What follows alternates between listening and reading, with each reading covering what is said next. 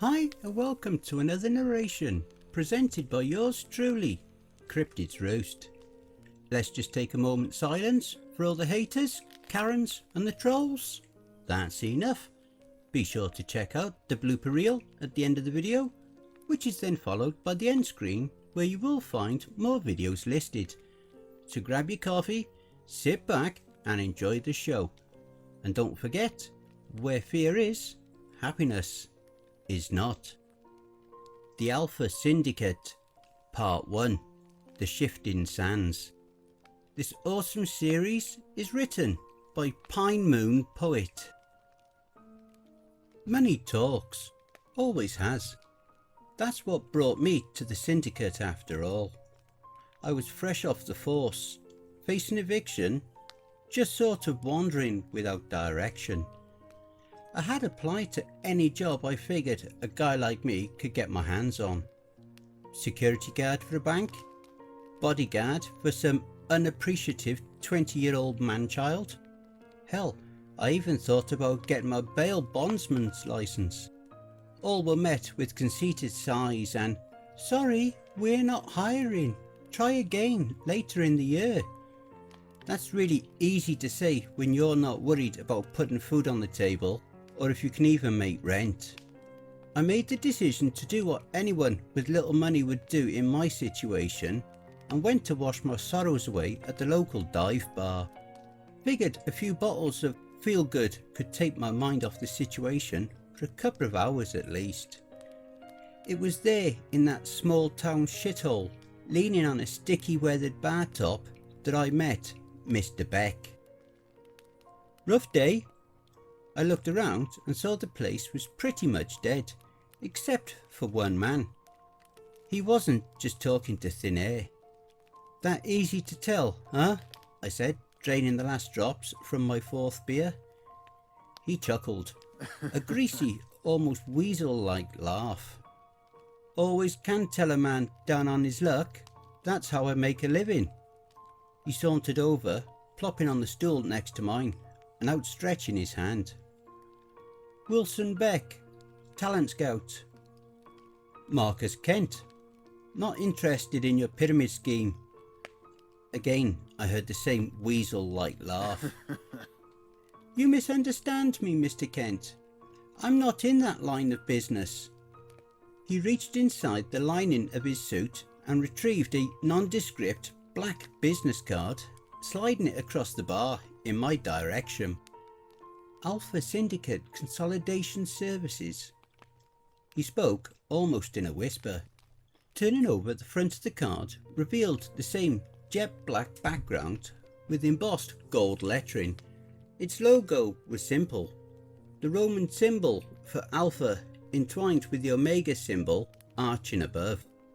The card was void of a phone number or email. Hell, there wasn't even a website, just simple locations. One of my eyebrows cocked up in confusion as I looked back at the man. "Is this a joke?" I asked. He chuckled coolly and shook his head. "Not at all, my good sir, but an interview. A chance for a new exciting world of employment and the opportunity to make more money than you could ever spend." He made the classic gesture of rubbing his thumb against his fingers. "I see.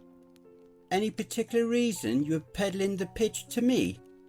I'm not a banker or stock trader or whatever it is you do." A small smirk graced his face. "We have no use for bankers, brokers or businessmen. What we require is men and women who aren't afraid to get their hands dirty. People who live to feel that rush of adrenaline as they dive into the great unknown. An aptitude with firearms doesn't hurt either.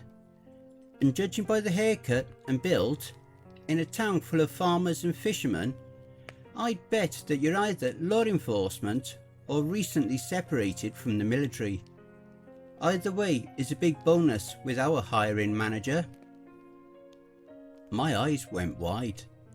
This guy was good. Either that or just lucky. I turned the card around in my hands and looked over at him. I was desperate, I doubted this opportunity would present itself twice, no matter how shady it seemed. What do I need to do? I had no idea what to expect on the long drive up to the hill to the facility. The driver weaved in between the pines of the Tennessee wilderness, heading up a steep embankment, nearly vertical. I was awestruck by the view. Pine trees peaking above dense fog as far as the eye could see. There was nothing man-made for miles around. No telephone or power lines, no radio towers or even firewatch stations. Completely bare and untouched by man. "We've arrived, sir." Posh driver looked at me through the rearview mirror. I nodded and stepped out to the vehicle. Our final destination was a huge black complex complete with office windows and a revolving door. A testament to corporate America, sitting in the middle of nowhere. I started to wonder if I belonged to this place, but there seemed to be no turning back. Soon enough I heard the jeep and driver speed off down the mountainside. I suppose there was nowhere to go now but in. Orientation was a blur.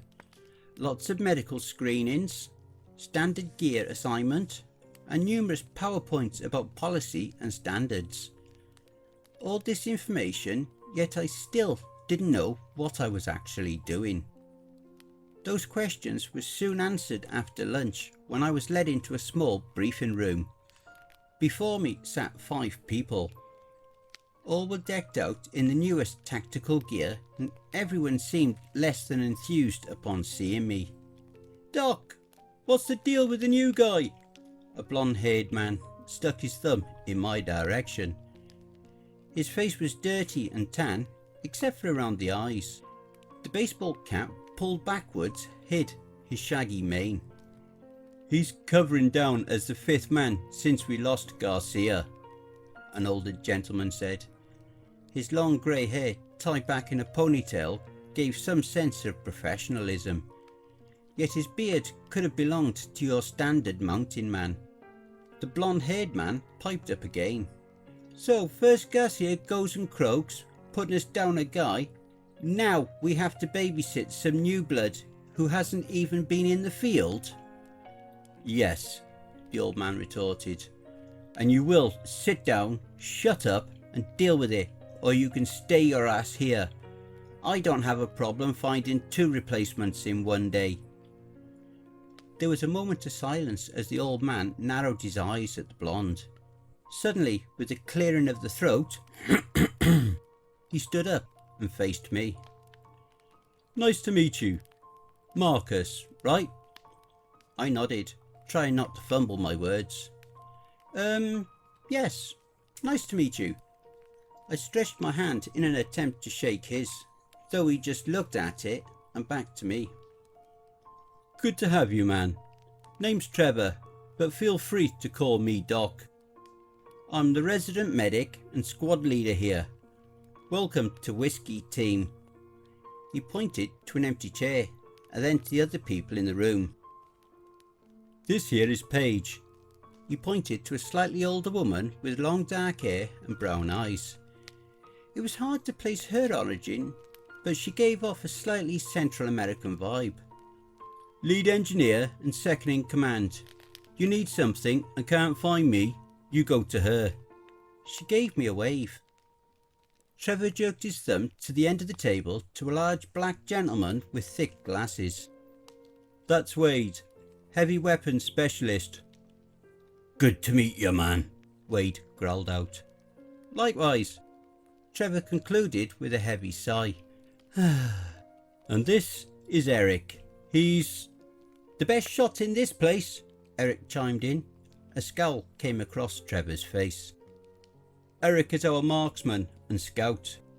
You will be filling the role as point man in the outfit." "Point man? But what is it we actually do?" I said, a bit exasperated. A chuckle broke out from the group. "Well, that answers the question as to what they tell the new joins. He grabbed a remote and pointed it to a small television on the wall opposite mine. "What we do is this." He clicked the remote. On a screen I saw a recording of armed gunmen assaulting a building. They breached the door, moving in tactically, sweeping the halls, scanning every inch of the area. They walked in step, their footsteps echoing down the corridor. Yet that wasn't the only noise I was able to hear. A thick, suckling sound permeated the air. Sounds of gluttonous chewing and swallowing over and over. The men crept closer and I heard other sounds. The sounds of people screaming, begging against everything for something to stop. Bones snapping like twigs. The gushing of liquids being splattered against the walls. The men stepped forward, even quieter than before, and stacked up on the door slightly ajar as they got ready to go in. The last thing I heard in the video was what sounded like a woman. She was weeping, bawling uncontrollably, and from what I could discern, praying. "Lord, forgive us for what we know not what we do." A boot kicked open the door, all weapons pointing in the same direction, and then I was able to see it. The figure before me on the screen was something so twisted, so horrible that I wouldn't be able to dream it up in my worst nightmare. It was sickly green, its body covered in gangrenous pus-filled sacs. Its legs were twisted and gnarled, longer than any creature I had ever seen. The arms looked broken and irregular as it gripped a man, lifting him effortlessly in the air. The deep indentations leading up the creature's neck opened, revealing a large gaping maw filled with razor-sharp teeth. It devoured the man whole, chewing him. The sickening sounds of bones breaking and grinding on skin mixed with his last dying gasp as he was pushed down into the creature's swollen belly. It turned to look at the men. Its black soulless husks of eyes stared at the soldiers lifelessly. With a creaking of the concrete floors, it burst forward to them. "Put it down," I heard a familiar voice say through the radio. Machine guns erupted. After a few seconds, the smoke cleared and the creature lay still, its body riddled with bullet holes as the men stepped further in the room. They scanned the area. It looked to be some sort of lab, complete with test equipment and chemistry stations. Blood and viscera covered the room as well as bodies. Some were slashed and gutted, some were half-eaten, organs strewn through the floor. "Secure the package and burn the body." The voice chirped out again, and the camera turned to see a woman. Her eyes were wide and shaking, the mascara that was once there now running down her face. The person behind the camera grabbed her, causing her to let out a blood-curdling scream. "Package secure." A gruff British voice radioed back as the camera turned. Two men covered the creature in kerosene and struck a match, lighting its body ablaze. "Roger, prep for exfil." The men left the room as the video cut to black. I sat there in silence. So many thoughts came to my head. I would have asked if the footage was a hoax or something. Finally, the words came out as straightforward as they could be. "What the fuck was that?" I shouted. "Who were they? Was that real?" I was standing now, talking a mile a minute. "That can't be real. What the hell?" I stopped as I noticed everyone was smirking. "Oh, I love this part, when they're all scared and nervous. Never gets old." Eric laughed and gave me a contemptuous look. "Buckle up, Buttercup, 'cause it gets way worse than that." Trevor came over and put a hand on my shoulder. I could tell he was trying to handle this conversation with a bit of tact. "That," he began, "is what happens when a pharmaceutical non-profit uses herbs found from a Mayan tomb in hopes of synthesizing a drug to help cure sterility and injects it into a test subject. Needless to say, it didn't go over too well. We, as well as the government, were notified of the outbreak 72 hours before insertion. A senator's daughter was working there at the time. He paid for a safe extraction and elimination of threat if able. That was what you saw. He narrowed his eyes. That's what we do, Marcus. We bite back at the things that go bump in the night and make a killing cleaning up the messes of the paranormal and occult. So you have a choice. Walk out that door now and forget about everything you've witnessed today. It's not like anyone would believe you, or... He tightened his grip on my shoulder. Stay and become wealthy beyond your wildest dreams. Or option C, Eric chimed in. Get murked by some cosmic horror and let us take your cut. Shut it, Eric, Trevor replied sternly. So, what will it be? A few hours later, I found myself sitting in a dimly lit briefing room. After agreeing to take the spot on the team, I was whisked away to the supply area and fitted with my new attire. In this case, cargo pants, a long sleeve black shirt, a plate carrier able to better protect my chest and back from any unfriendly fire, boots and a boonie hat. I was then issued my Beretta pistol and an M4, short and sturdy. They wanted to issue me weapons that would feel familiar to me based on prior experience. Trevor and Paige worked perfectly in sync, tossing rifles back and forth, loading them and checking the sights. Wade grunted in the corner as he hefted a massive belt-fed monster up onto his shoulders. Eric was holding his bolt-action rifle like a father would hold a child as he gently oiled the bolt carrier group. We were then ushered into a small classroom with a projector pointed towards the board. Everyone took their places, each taking their own desk. 5 minutes later, a small stubby woman walked in through the door. She wore a green pantsuit and expensive diamond earrings, which tried and failed at distracting from her odd bowl-style haircut. Apparently, there was no time for introductions, as she grabbed the remote to the projector and clicked it, revealing a rather tall man with short greying hair. His face looked weathered and leathery, with eyeglasses from a different era hanging low off of his broken nose. This is Roger Anderson. The woman broke the silence of the room with a low, monotonous drawl. A known archaeologist from London, specialising in the Egyptian dynasties. She clicked the remote again, pulling up a satellite image of a desert with several red circles drawn around a few entrances to what seemed like caves. Mr. Anderson has been on an expedition for the past few months in the Wadi Hitan National Park, west of Fayoum, trying to discern the significance of the people's worship of the god known as Sobek. He sought to extract his knowledge from some of the few recently unearthed tombs along the area. His expected arrival back to London was supposed to be January 12th, 6 days ago.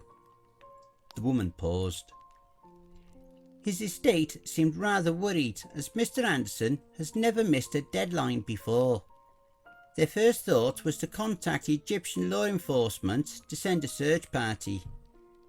That was until yesterday, when we received this audio transmission. She clicked the remote. Hello? A male British accent came over the speaker. Short, raspy breaths came over the audio. He sounded out of breath and manic. Some coin. World shattering. Masterpiece. Can't sleep. Stay away. His once calm voice went wild. He shouted incoherently and babbled before finding his composure. Please, help me. Find the valley. Beware the Then the audio stopped. The woman looked unfazed. Naturally, this audio found its way to us. Mr. Anderson's estate has paid the sum of $750,000 in order for the safe return and delivery of whatever items he seems to have found. Planned departure from a private hangar in Nashville International Airport would take place in 3 hours. Grab your briefings on the way out. She shut off the presentation and walked back out the door. Eric was the first to speak as the lights came up. Well, it's good to see Susan in such a chipper mood. Trevor let out a heavy sigh. He stood and grabbed a manila folder, thumbing through the paperwork. Yeah, I don't think I've ever seen the woman smile. Regardless, we've got a job to do, so be happy about that, I suppose. He looked in my direction. Don't worry, man. Simple snatch and grab. We go in, get the guy, and whatever shit he shouldn't be messing with, and get him back to the Queen. We'll be back home before you know it, and you'll be 100 grand richer. He said it in such a casual manner, it seemed impossible to believe. I'm sorry, did you say 100 grand? As in $100,000? Well, technically 135,000, Paige chimed in. I looked over and saw her roll in a few cigarettes for the journey. 750,000 minus the 10% the company takes off, and then divided by 5 for the team. She looked up and smiled at me. Not the most lucrative job we've pulled, but a decent one to get you started, you know? I stood there in shock for a moment. I never considered that I would ever earn as much at one time in my life. A folder hitting my chest broke me from my daydreaming as Trevor looked at me sternly. Focus up. You got the job. Now make sure you stay alive to enjoy the payday. Read the report, get familiar with what we are doing, and be ready to hit the ground running once we touch down. He looked around the room. Grab your shit and get to the car park. We leave in 10. The drive to the airport was fairly uneventful. I sat in the front passenger seat listening to the local top 100 as I thumbed through the report. Anderson seemed like a normal guy. Eccentric maybe, but nothing out of the ordinary. He made his fortune in the early 90s, bringing back a treasure trove of ancient religious relics. His claim to fame, however, was his theories of mummification. Files upon files dissecting his claim that certain rites were conducted, not in an attempt to preserve the body for the great beyond, but to appease something that resided here on earth. He went on and on, arguing that once the internal organs were removed, there was evidence that a ritualistic offering took place beneath certain temples, though for what reason he didn't say. Good to see you studying, Trevor said. Trying to anyway. Sure hate to run into something like y'all did in that video. Oh that? Kid, I'm not scared of things that can be brought down with enough lead. It's the shit that gets back up after emptying a mag that scares me. The car grew quiet for a while. Before I knew it, we had pulled onto the tarmac and came to a stop. Alright, Trevor said. Everyone on. The jet was pretty ritzy. Dark tinted windows and enough space for all of us to get some rest before landing. Complete with a small kitchen and fridge for all we could need. I had honestly nearly forgotten what I was doing here as I leaned my chair back into a makeshift bed and watched as we took off. The excitement must have worn me out because I nodded off and didn't wake up until I felt the rumble of the aircraft as we touched down.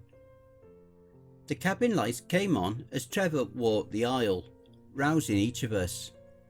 He was already in full tactical gear with his rifle slung across his chest. Rise and shine, team. Early bird gets the worm and whatnot. grab your gear, clean up your trash and get the hell off. Locals will be meeting us with trucks in about 30 minutes. I want to get into the desert before I start getting sunburned. Groans of protest echoed throughout the cabin, particularly with Eric, who managed to grumble out 5 more minutes before being jerked up by Trevor, who handed him his bags. I quickly cleaned my area, grabbed my rifle and set off to see the landscape. Holy shit! That was all I could think once my eyes adjusted to the pink dawn sky. Looked like something out of a postcard. Sunken ancient buildings, the wind cutting through the deep brown sand on the massive dunes in the distance. This was an ancient place, holy and peaceful. First time in Egypt? Paige nudged my arm, yelling in order to speak over the turbines. First time out of Tennessee. I gave her a half smile. Always wanted to leave, just didn't. She smiled widely and let out a small laugh. Get used to it, rookie. Honestly, we rarely pull jobs in the States. She hiked her bag up on her shoulder and made her way down the stairs. That's odd. Figure with all the Indian graveyards and shit like Salem, we'd have something there. She sucked in through her teeth and shuddered. God no, that's Bruja stuff, spirits and witchcraft. We handle the more tangible side of the occult. Doesn't really do us any good if we can't shoot something now, does it? I nodded, watching her take her pack and throw it to the ground. I followed her lead, facing towards the soon-to-be rising sun. Question: where are we? I'd figured we'd be in Cairo or something, like an actual airport. Why are we in the middle of nowhere? I looked over at her, catching her as she quickly closed the locket and pushed it underneath her vest. Syndicate aircraft are piloted by some of the best in the world, she continued. The jets themselves are also designed for vertical takeoff and landing. Put it all together and it's usually routine to land closer to site, then hoof it on foot or by car from there. Saves us a few hours on mission time. Just a shame they have height and weight limits. Wade's deep voice grumbled out, suddenly next to me. He sounded like a Rottweiler, if it could talk, deep and dangerous. Wasted my time getting a pilot's license, only to be told I was too big for their seats. He slung his bag down, the same as Paige, and in one fluid motion pulled his machine gun from his shoulders, planting the stock in the ground, cracking the desert floor. I cocked an eyebrow at his comment. I must have looked a little sceptical as he returned the same expression. What? You were a pilot? I dunno. You don't really seem like the type. He answered with a shrug. I also went to seminary school. Wouldn't believe that either, would ya? Half his face curled in a grin while he pulled a book from his pocket. Yep, Wade's full of surprises, newbie. Eric came around his side, fighting off a yawn. Stick around long enough, he may even tell you where he's from. This brought a round of laughter from the rest of the team, even Wade. I don't get it. What's so funny? Wade shook his head. Nothing, man. Just sort of an inside joke. You'll find out soon enough. Hopefully, anyway, Eric chimed in, putting a hand-rolled cigarette between his lips. I caught Paige rolling her eyes. You're gonna be fine, rookie. Just remember the golden rule. Always trust. Cut the chatter. Trevor's voice came from behind us. It wasn't quite a yell, but it commanded the same respect. We all turned back to look at him as he pointed east. They're here. The locals that dropped the trucks off were friendly enough. They seemed a bit on edge, just really twitchy and constantly looking around. Honestly, Their body language was the only thing about them that stood out. They wore white ponchos draping down to their waists, with matching white pants tied off at the shins. Some black leather sandals lashed up their legs. The only things that looked odd were the black bandanas they wore, with the golden symbol of the Syndicate stenciled on the fabric under the left eye. Well, that and the 45s holstered to their hips. They never spoke, not once, just nodded at Trevor, who returned the gesture. 2 trucks, 2 sets of keys. Trevor and Eric took lead while I rode with Paige, Wade at the wheel. Soon as the doors shut, Wade reached over from the driver's seat and popped open the glove compartment. Inside lay 3 black pieces of plastic, each shaped like a small crescent moon. He handed one to me before tossing the second to Paige and pushing the plastic over his ear, hooking it in place. Com channel. Lets us keep in contact. Put it in. I looked down at the plastic. Pretty unassuming. Hooking it in, however, I heard the crackle of the audio vibrating against my ear. Trevor's voice came over shortly after. Alright, this is Whiskey 1. Give me a comp check. Let me know everything's working. Whiskey 2 online, Paige responded, matter-of-factly. Whiskey 3, good to go. Wade growled. Why do you need me to say anything? I'm right here. The sound of a smack came though, followed by Eric's cry of pain. Ow, fuck man. Whiskey 4. Filing and HR complaint. Whiskey 5 online, I said, stifling my laughter. Roger. We're about 80 clicks out from our location. We'll be there within the hour. With that, I heard the audio crackle one last time before phasing out as we drove into the dunes. While Wade was busy getting one of the trucks up to a steep embankment of sand and Paige rested her head against the window, I took the time to once again check over all my equipment. The Syndicate definitely made sure we had the top of the line with everything we needed. Nothing was repurposed, reused or secondhand. My rifle still had a fresh out of the box smell to it. It was hard not to feel excited to use the thousands of dollars of gear strapped to my body or clutched in my hands. Almost enough to make me forget that I could be shit out of some Frankenstein's monster by the end of the night. Fuck it, I thought. I laid my head back against the rest, watching the dunes rise and fall as the trucks cut through the sand. That's a problem for future me. The sharp jolt of skidding brakes made my eyes snap open. It took me a moment to get my bearings.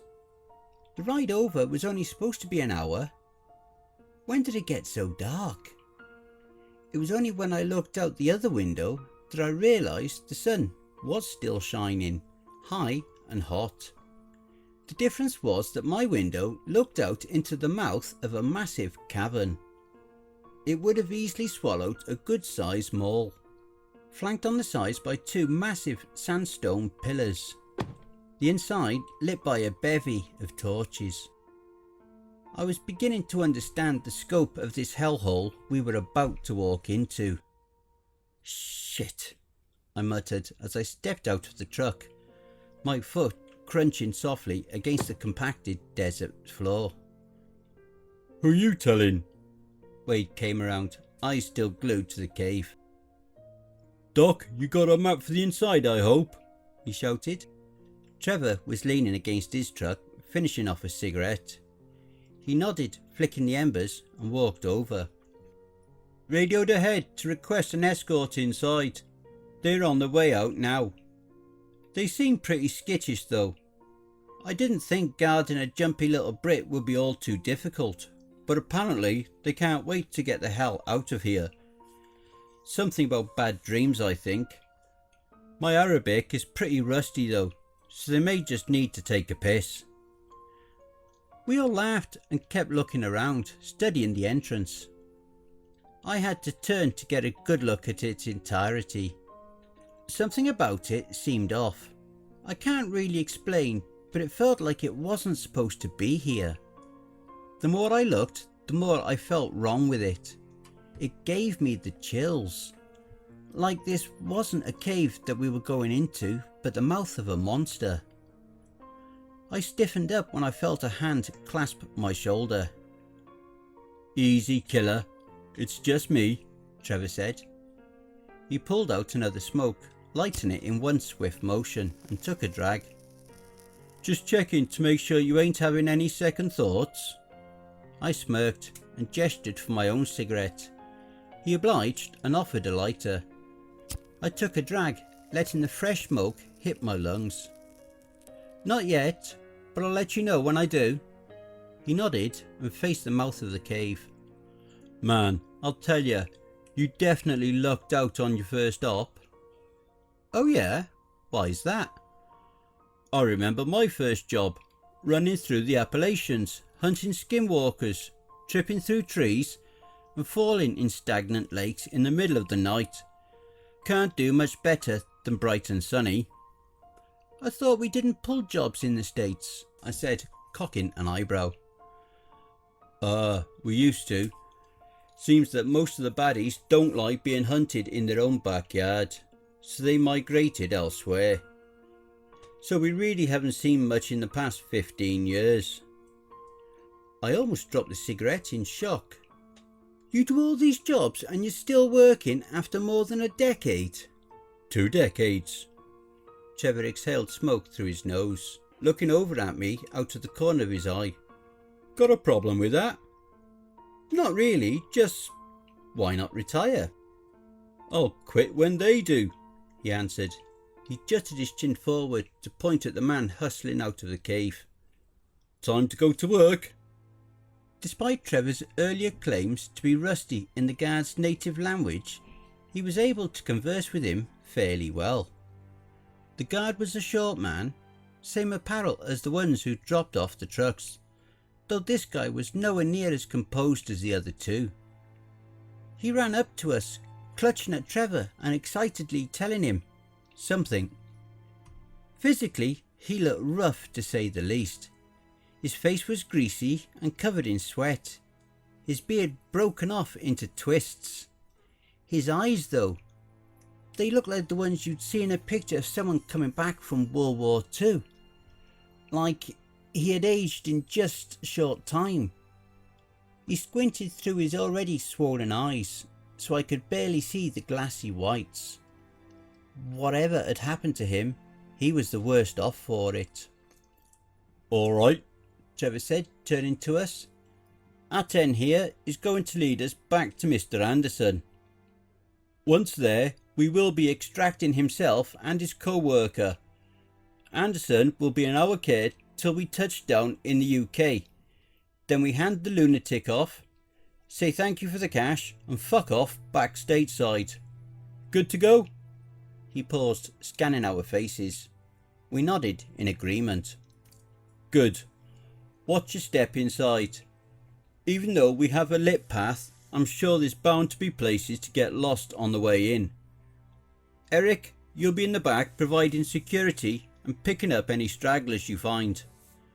Wade will be back there as well for support. Paige, with me. Marcus, he looked over at me. You'll be on point with Aten. Time to shine, kid. Try not to get us lost. Whatever we thought of the cave from the outside was eclipsed by how deep it was on the inside. We must have walked for the better part of an hour, squeezing ourselves through narrow damp fissures, crawling through holes that no one could even remotely call stable, and holding on for dear life as we tiptoed along narrow ledges, praying we wouldn't fall into the darkness below. It was only when my feet hit solid ground and we moved into the next chamber, however, that I wished we could go back. We stood on a plateau, overlooking what could only be described as a massive underground sea. It was quiet, but I could still hear that settling sound that lakes make when there's nothing around to drown it out. I couldn't even see the walls that surrounded the cliffs we were on, except for the one behind me. I had to grab onto it to steady myself from getting vertigo. Then I felt something, this overwhelming urge to look behind me and turn my attention to the wall. It was carved with ancient symbols and hieroglyphics. They started off insignificant, a single line here, a symbol or two there, yet as we approached the far wall where the torches were gathered, the symbols seemed to open and flood the landscape. Hell, there was even writing along the ceiling, all indecipherable and strange, yet they seemed to originate from one source, the open stone mouth of a giant block crocodile. The statue towered over us, standing close to 30 feet tall. You could impale someone on the giant meat hooks of its teeth.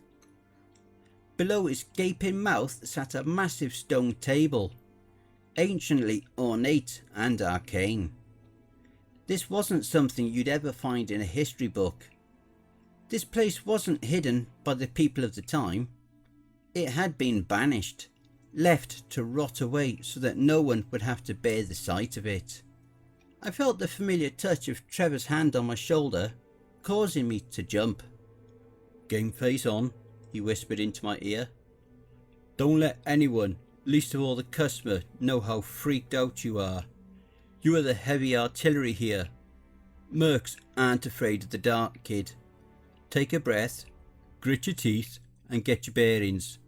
Wait for the guys and meet us up there. You're doing fine." I nodded as he looked at me, his eyes steely. He returned the gesture and then looked at Paige. They walked on, scanning the area with every step. It wasn't too much longer, maybe 20 minutes, when Wade's hulking mass stomped into the dim torchlight. Eric pulled up the rear, his wiry frame looking even skinnier compared to the bigger man. "How's it hanging, newbie? Pissed yourself yet?" Eric smirked as he slung his rifle onto his shoulders. "Happy to disappoint. What took you all so long?" "Sunstorm," Wade said, looking around, taking everything in fully. "Had to cover the trucks. I'm not sure how long it'll last, but it looks bad." "Murphy's Law, right?" Eric's smile seemed a bit more genuine as he gave my chest a firm slap. "Come on, let's join the others." To say that Roger Anderson was a bit more off-kilter since we had heard the recording back at the complex would have been an understatement. The once stoic and proud-looking Brit in the photographs was now an unhinged nutcase, cased in grime, glasses cracked, greasy hair flowing down to his shoulders, and more concerned with how rocks tasted than the 5 new people that stood around him. "Well, look on the bright side," Eric said, looking around the man. The floor was littered in old books, candy bar wrappers, and what I hoped was mud. "They only said bring him back alive." "Alive!" The old man jumped up. He grabbed Eric by his vest, shaking him vigorously. He was pretty strong for an old crazy guy. "One life, many lives, your life, all just simple puppets in a show put on by the gods. This beast forever scorned as the villain."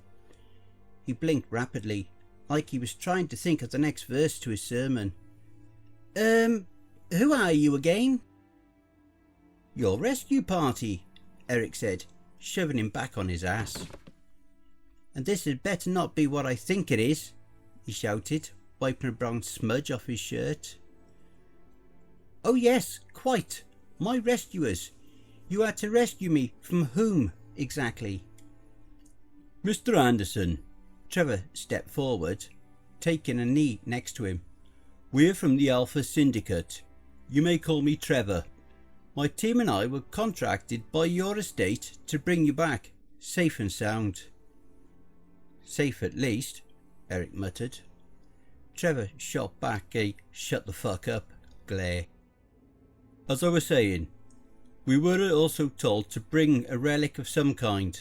Some sort of coin. Ah, yes. Yes, the coin. The holy lens of the Nile god. The jewel of Fayum. Tossers. The lot of my employ. But they are correct. Indeed, Trevor said, standing back as the archaeologist jumped spryly to his feet. May I ask what's so special about this piece? Ask? Ask? Roger crossed over to Trevor in 2 quick steps. I heard the sound of a safety being switched and looked to see Paige raising a rifle from the darkness, the muzzle of the weapon pointed at Anderson. My good man, I'd be insulted if you didn't. He laughed heartily and put a hand on Trevor's shoulder. Please come. This way. I breathed an audible sigh of relief as the safety clicked again and the muzzle disappeared back into the darkness. This, Anderson said as we crowded around a torch underneath the massive stone monster, is the coin of Sobek. He opened his hand to reveal a tiny circular glass disc half full of a deep purple liquid. That's not a coin though, I muttered to Paige, who nudged me to shut up. Sobek was a god, you see, said to be born from these very lands. He was a god of creation, the lord of the waters and a defender of balance, allying himself with both the forces of order as well as chaos, or so the story goes. He clasped his hands back around the piece. He was worshipped for centuries. They would even mummify crocodiles with the pharaohs in hopes of protecting them in the afterlife. That's all well and good, sir, Trevor said, eyeing him carefully. But what does that have to do with this place? Ah, but that's just what I said, yes? We all looked at each other, confused. At least I did say that, right? I'm not thinking that I'm saying what I thinking again. It's a lot easier to do the latter, don't you think? Sir, Trevor said a little louder. Where are we? The man stood for a second longer. He touched his fingertips together, muttering to himself. Roger! I don't know! Anderson yelled back. Both their voices reverberated off the walls of the stone tomb. He gave a sigh and placed a hand to his head, rubbing his temples with his fingers and thumb. I don't know. He walked back to the table, stacking his books. Not one word of this temple anywhere in history. This place isn't even on a map. It was simply stunned upon by a hiker taking a trek through the park. We slowly made our way over silently as he continued to explain. The only thing I can figure out is the tail of the coin. Now, to find it. He sounded a bit frantic as he flipped through the dusty tomes, finally settling on a page, written in ancient Egyptian. The text was translated on a post-it note on the next page.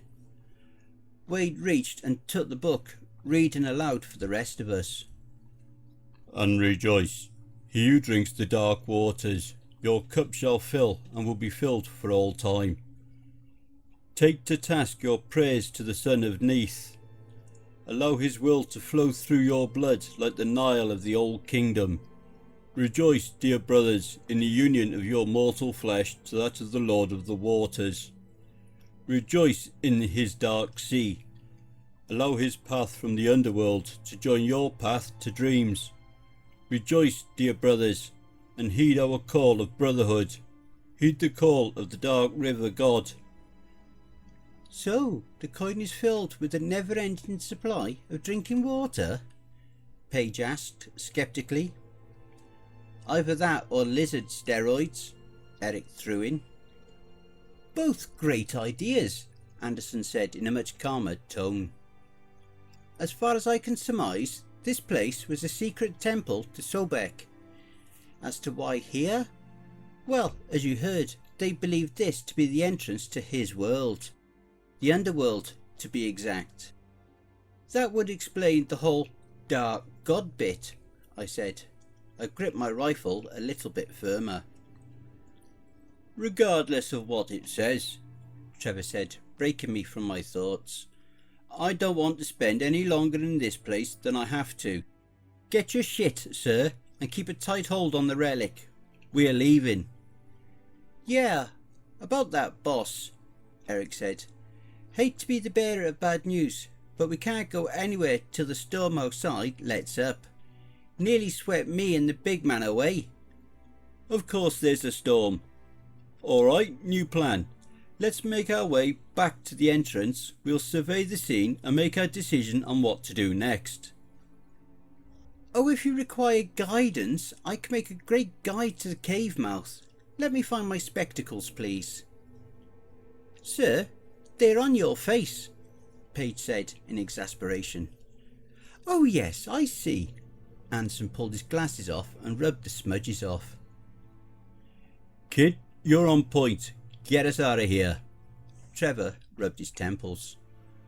With a nod, I took to the task. The way back was a bit more manageable the second time. I didn't mind the journey so much as long as it got me the hell out of there. I heard the storm before I saw it. The rushing wind coming off the dunes sounded like I was behind a plane getting ready for takeoff. I felt the sand grate on my teeth and sting my nose as much as I felt that familiar crunch beneath my feet. On top of that, the torchlight was almost completely swallowed by that dull dark brown shade. Just my fucking luck. Well shit, looks like we're going to be here a bit longer than expected, Trevor exclaimed, seeing the thick wall of swirling sand that surrounded our exit. Told ya, boss, Eric said, defeated. Nothing we can do but let it pass. I guess so. Wade, break out the camping gear. We're going to ride it out as comfortably as we can. On it. Wade's voice echoed from the back as he set his pack down and began rummaging through it. He pulled out the contents. 2 tents, a hot plate, a small mess kit with a cooking pot, and 10 cans of soup. Check your bag, kid. Headquarters should have issued a field kit in case of emergency situations like these. Inside I found a mess kit similar to Wade's, packed with canned stew, a small first aid kit, some spare ammunition, a sleeping bag and a few flares. Pretty soon we had a nice little setup. We made use of rocks for makeshift chairs while Trevor made a pot of soup for us. All the creature comforts, save for heat, water, and not being trapped in a creepy abandoned temple. We'll work in shifts, Trevor said after finishing his bowl. 4-hour posts till the morning. Storm shouldn't last more than a few hours, but at the very least it'll give you all some rest. Plus, with the sun blacked out by the sand, you can get some shut-eye in case we need to move in the night. I know we haven't seen anything abnormal yet. Well, abnormal for us at least. Nevertheless, I need you on top of shit. The fact we haven't seen anything is more unsettling than the norm. Are you forgetting the giant stone lizard and endless ocean covered in blackness and evil? Eric said, reaching for a second helping. Not evil per se when you think about it. What is the modern religion if not successful cults? True, but I don't think I'm going to get a creepy ass cave for a Baptist revival, Eric retorted, giving Trevor a very non-discreet eye roll. We all tried to stifle our laughter before Trevor cleared his throat. Congrats, Eric. You pulled the first watch. Paige will take second, followed by myself, the kid, and Wade will be our early bird. Works for me, I said, scarfing down the rest of the food. I better hit the sack. Trevor nodded. We all should. Try to rest as much as you can. We'll be out of here faster than you can say Cairo. Cairo, Eric called out. Say it slower, Paige yelled back. Mr. Anderson, feel free to try to rest by us if it makes you feel better. We'll wake you if we need to. Otherwise, we'll see you in the morning. As you say, my dear. Hopefully together, the dreams won't be such an issue. Right. You and your group were having trouble sleeping. I almost forgot. The same dream every time. I found myself swimming. A pool of black water with no land in sight. Suddenly, mighty jaws sprang up and devoured me, tearing and rending my flesh from my body, dragging me down under the depths. The last thing I saw before waking were two red eyes, the size of houses, glaring at me. Well, Paige said, sounding a bit unsettled. That sounds like a lovely image to see before bed. Indeed. Perhaps the farther away I am, the lesser the severity will be. Let's hope so, sir, Trevor said. He crawled onto a bare spot on the floor, pulling his pack behind his head to use as a pillow. I'd hate to have you go from slumbering to unconscious, but if you have an episode and put my team in danger, I won't think twice about helping you go back to sleep. Yes, of course, Anderson said. Again, he made the gesture of touching his fingertips and looking down at the ground as he placed his back to the wall next to me. The guide looked like a kid who'd broken a window and was waiting for punishment. I felt a little bad for the guy.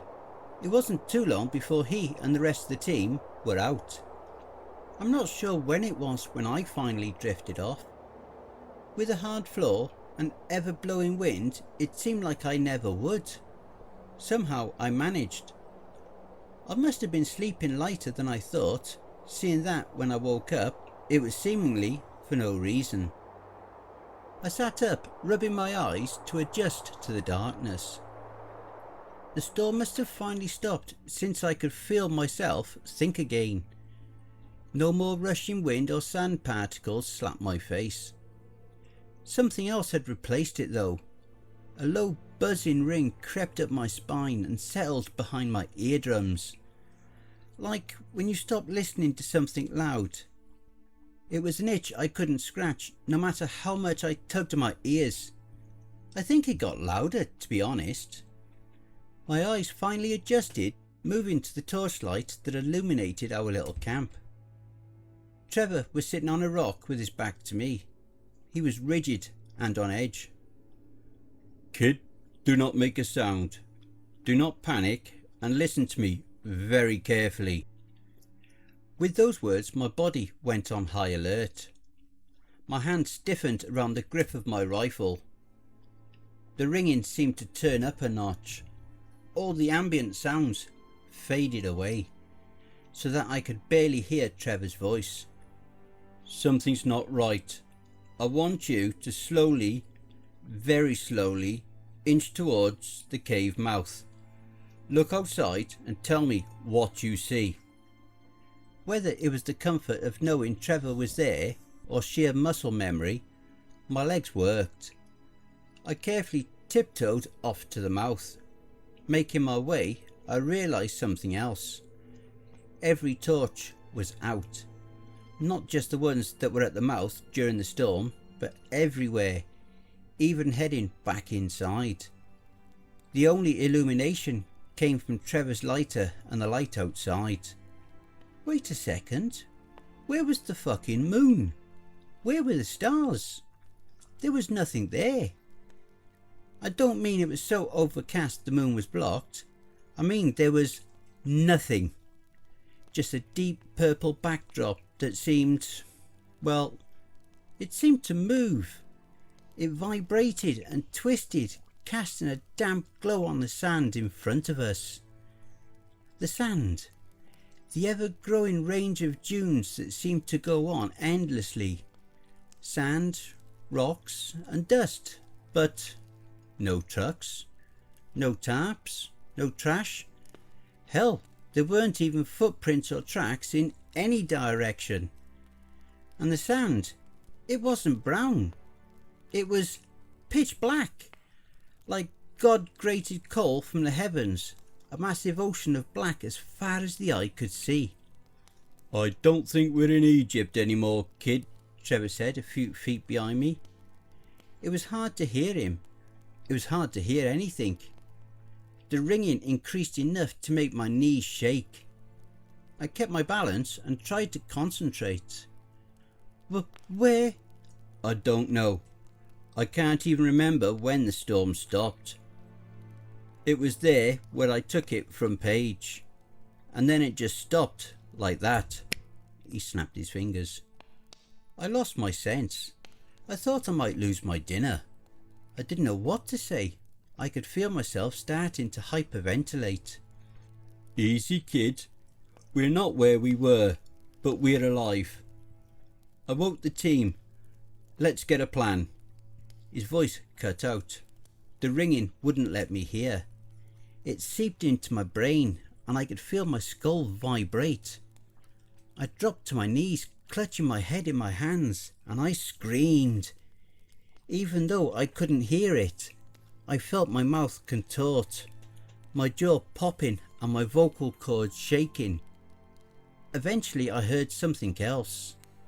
It wasn't the ambience. It wasn't Trevor or the others shaking me, their mouths yelling but silent. It was something deep and primordial, guttural and angry. A voice that travelled from the very earth up my body, where I felt it grip my soul and work my mouth like I was a puppet. I heard it in my mind as the others heard it from me. Return it. My body trembled.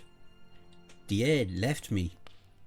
I felt violated and worked over, but at least the ringing had stopped. I looked up at them.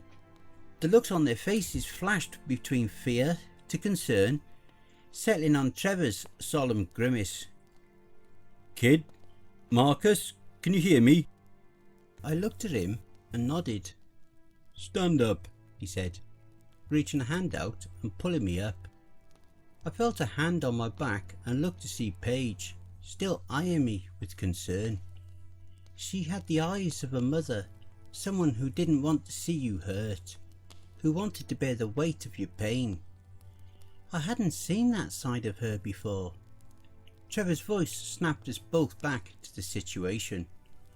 Look guys, I don't know what's going on. I don't know who took the lights out or who decided to play ventriloquist with the kid. All I know is we're here, and whether it's a ghost or a god throwing a bitch fit, we'll have to figure out a way to get the fuck out of Dodge. Now look alive, we don't know what's out there.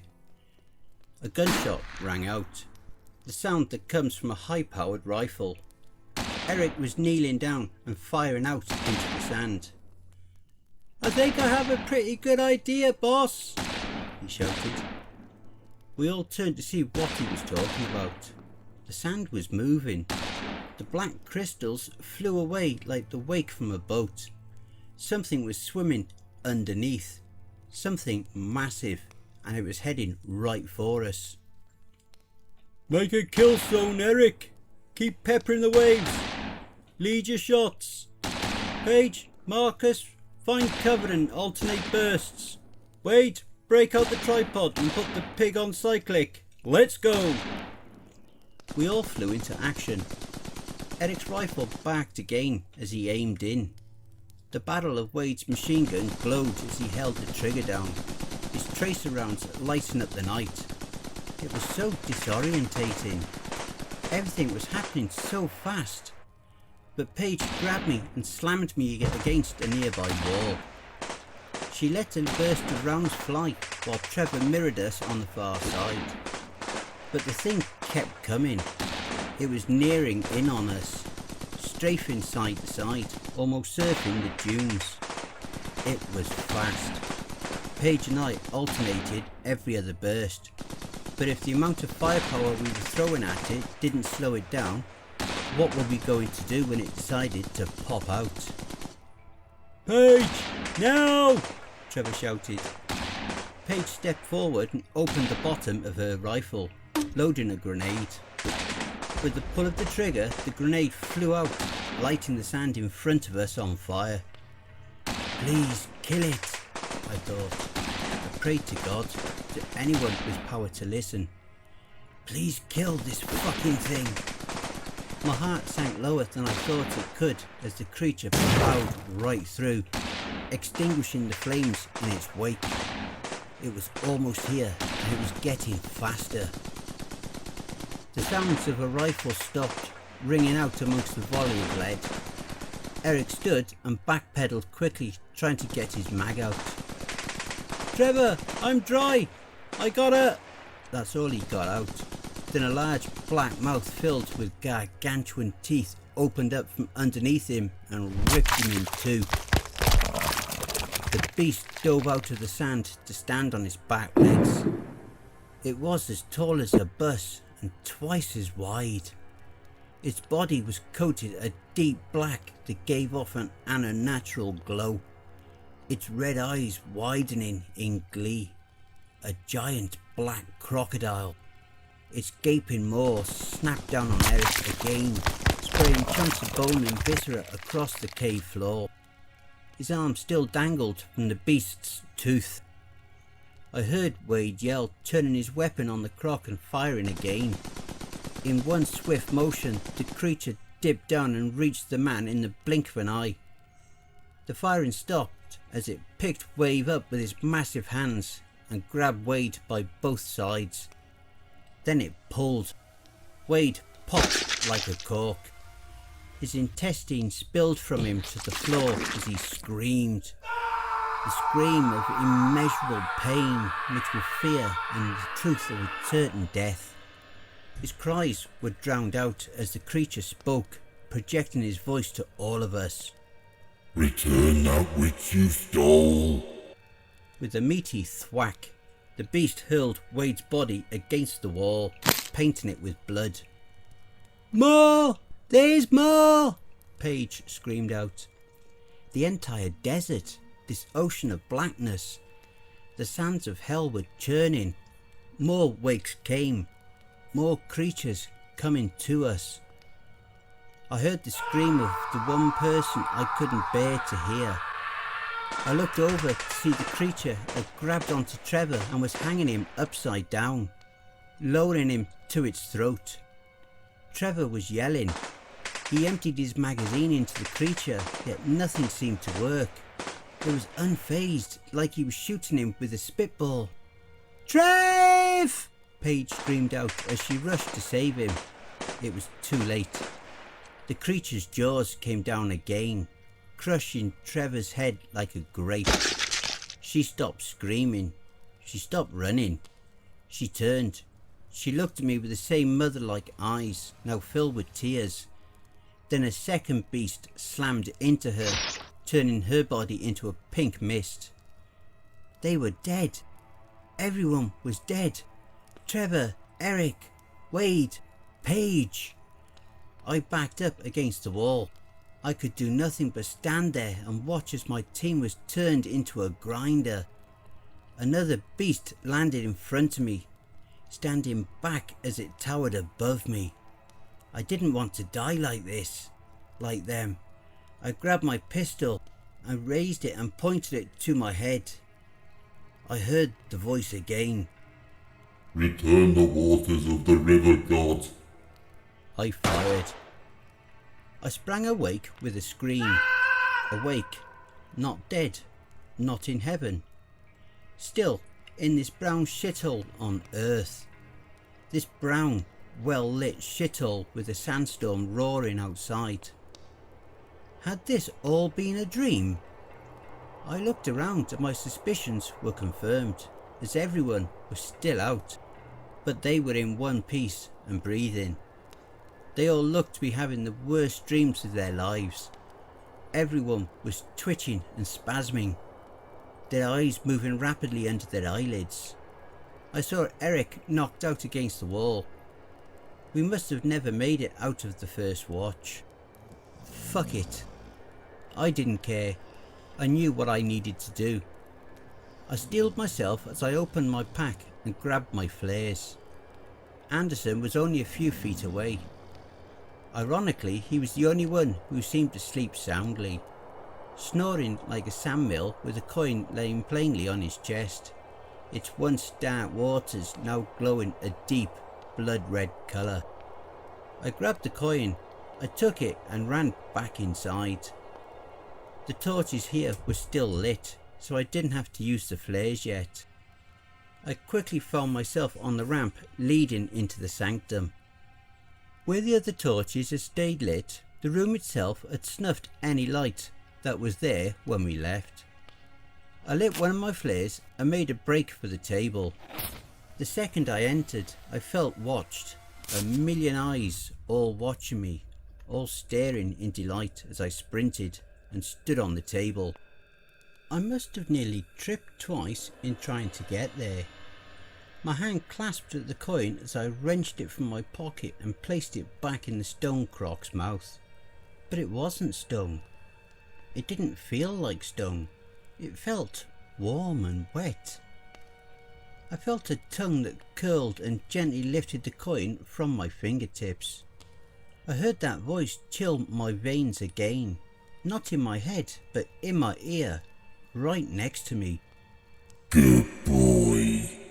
My flare went out. I stumbled and crawled away, trying to orientate myself in the dark. That was when I heard the laughter, the deep, guttural, sickly laughter of a hellish crowd erupting from the sea below, seeping up through the walls and burrowing into my brain. I didn't think as I grabbed another flare, stood up and ran to the exit, trying not to shit myself. I tried not to pay attention to the shadows on the walls. Every time I looked at them, they smiled a toothy Cheshire grin. "Wake up!" I yelled at the top of my lungs. I didn't hear the howling wind anymore, didn't taste the sand. Reaching the entrance, I saw the storm was gone and the skies were clear. The normal sky. I screamed again as Trevor's body shot up, pointing a pistol around. What is it, kid? What's going on? He said through half-closed eyes. "Look, I know you're going to think I'm crazy, but..." "Where is it?" Anderson's cries cut me off. "Where is the coin?" He was searching everywhere, pulling packs open and tearing at his pockets. Trevor looked at me with a raised eyebrow. Kid, what did you do? "I just saved our asses. Now can we please leave?" Not without the coin. You ingrate." Anderson was in my face now, his cheeks flushed with rage as he poked my chest. "I have spent half my life chasing a find like this. No mercenary is going to fuck." He couldn't finish. My fist connected with his jaw and he hit his snooze button. "Marcus, what the hell is going on?" I heard Paige from behind me. "Yeah, rookie, what the fuck?" Eric said with a yawn. I grabbed my hair and pulled, letting out a yell of frustration. Halfway through, I felt Trevor grab my wrist. Not hard, but enough to tell me to look at him. His eyes met mine and he understood. With a nod, he turned. Pack up, team. Let's get the hell out of here. Storm's over. Should be smooth riding back home. All protests stopped at once. Everyone looked at me, then at each other. They quickly began to pack up. Within minutes, we were speeding away from the cave on our way back to civilization. "So that's it?" James Silver, the head of Syndicate HR, sat in front of me, scribbling his notes down on a piece of yellow office paper. He was a tall, middle-aged guy. His once black hair, now streaked with some silver, was slicked back with its shitloads of pomades and I'm pretty sure every other product under the sun. His bright blue suit and shiny gold Rolex completed his used car salesman get-up. "Yes sir, that's it. We made it to transport, exfilled to London, then landed here 3 days ago.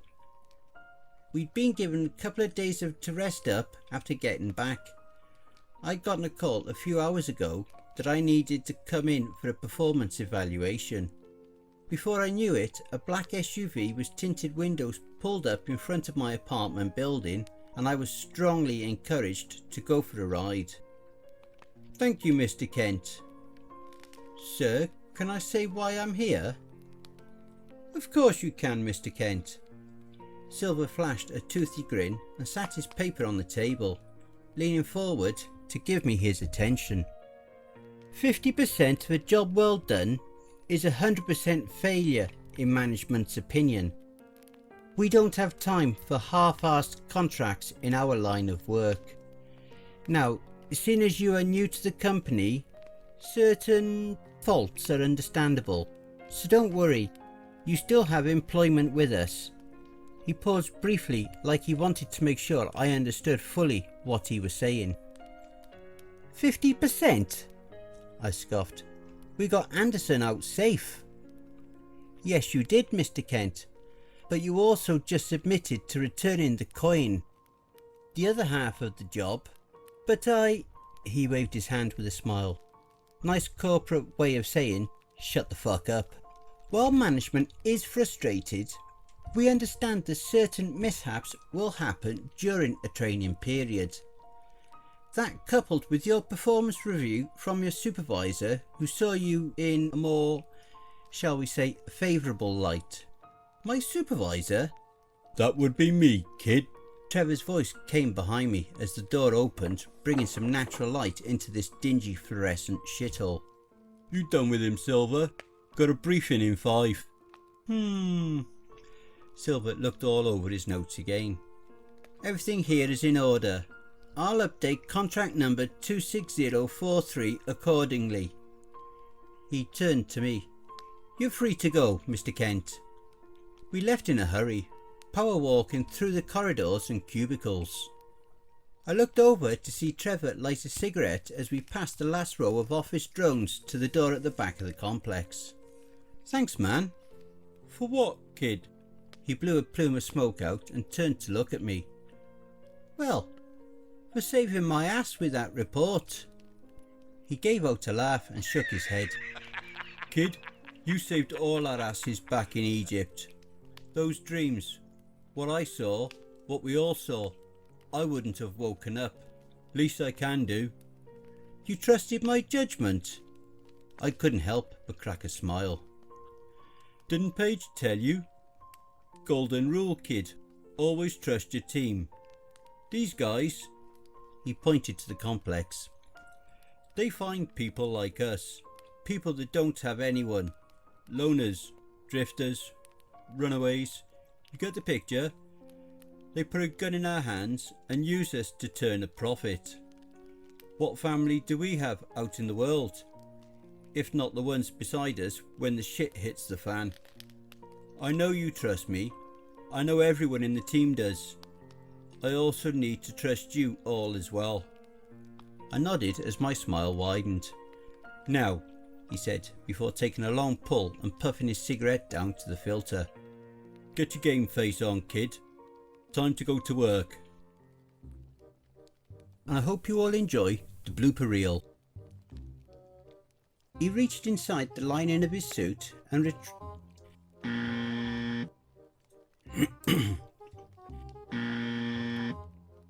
turning over the front of the card revealed the same jet black background with an... I had no idea what to expect on the long...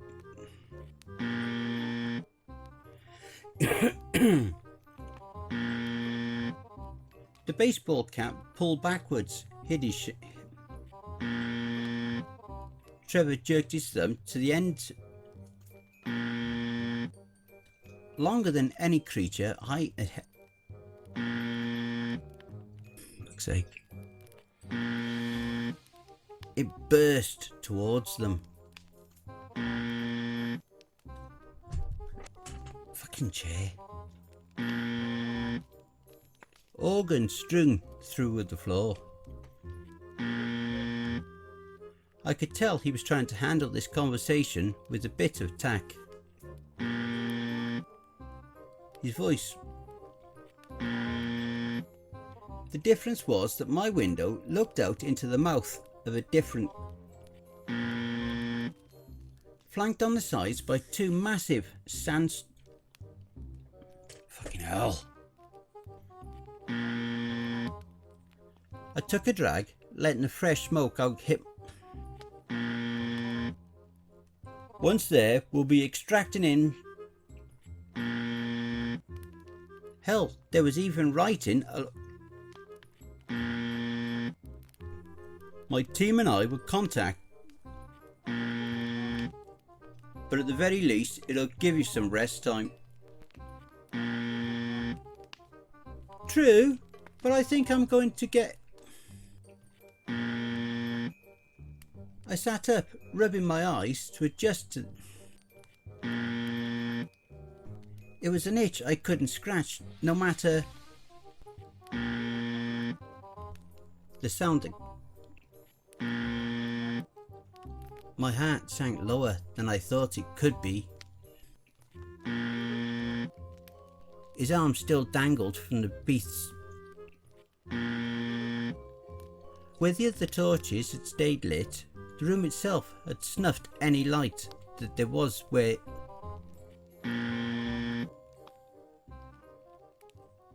Hey family, please be so kind as to throat punch the like button and smack the ass of the subscription button as well. And remember to chokehold that notification bell and then select all. That way you'll receive all notifications each time I upload a new video.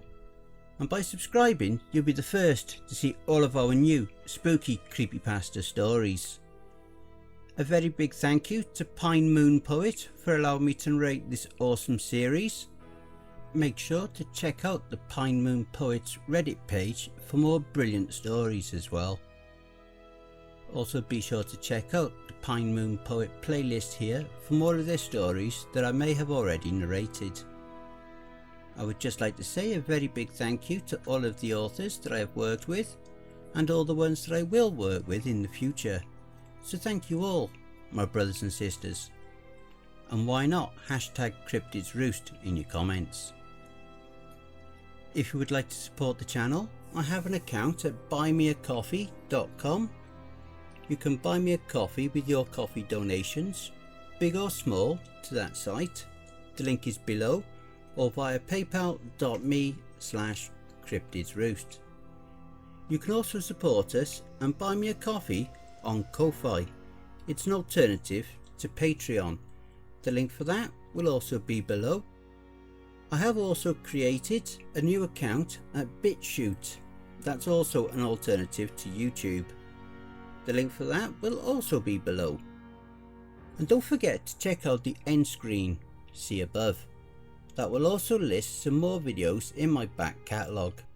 Take care everyone, and I hope you all have a wonderful and peaceful night. And don't forget, where fear is, happiness is not.